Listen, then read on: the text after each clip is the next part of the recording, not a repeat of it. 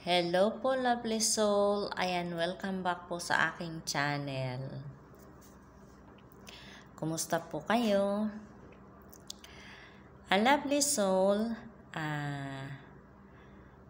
chosen one ka man or spiritually awakened is parehas lang po yan, tinawag ng Panginoon.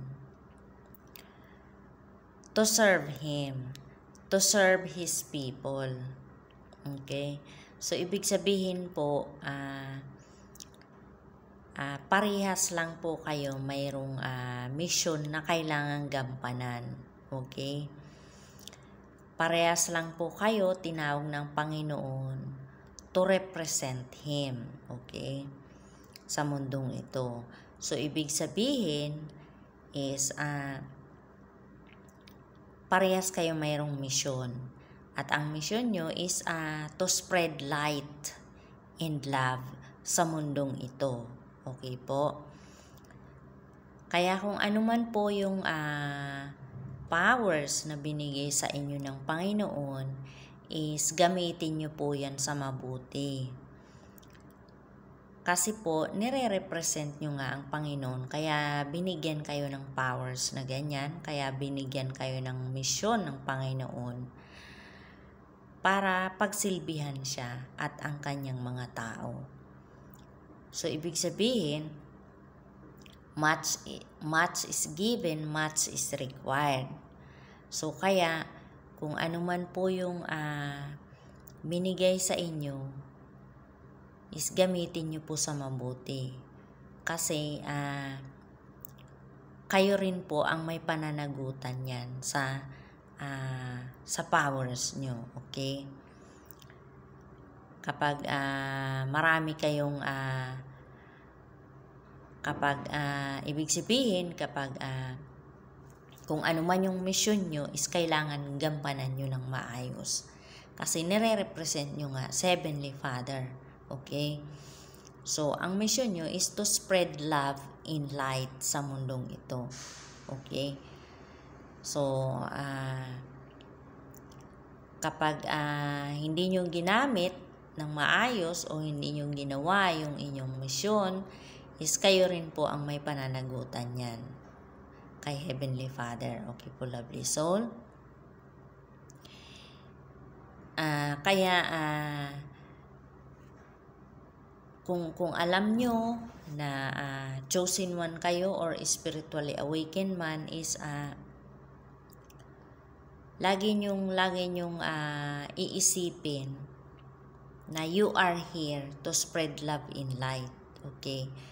Kaya, always be humble po. Always be humble and para hindi kayo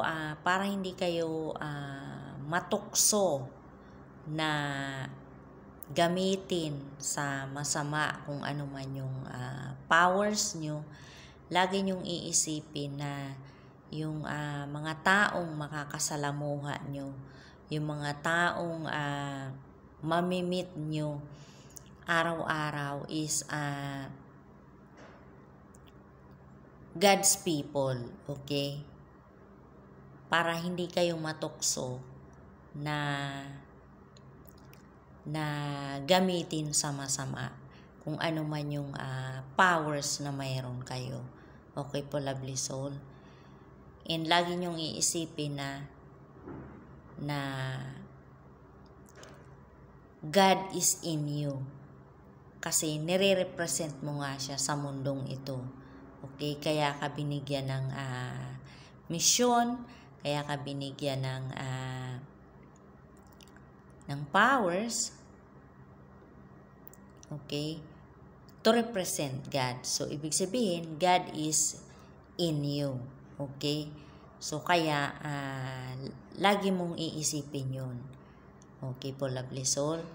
And yung mga taong mamimit mo, makakasalamuha mo is God's people. Okay?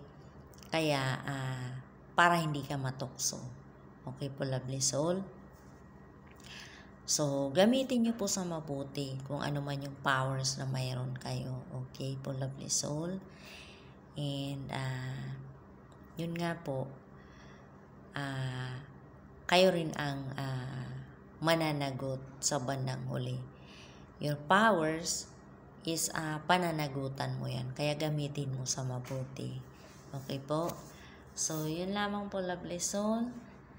Thank you for watching. God bless and I love you. Spread your light and love sa mundong ito. Okay po? Bye-bye. I love you. Like, share, and subscribe po.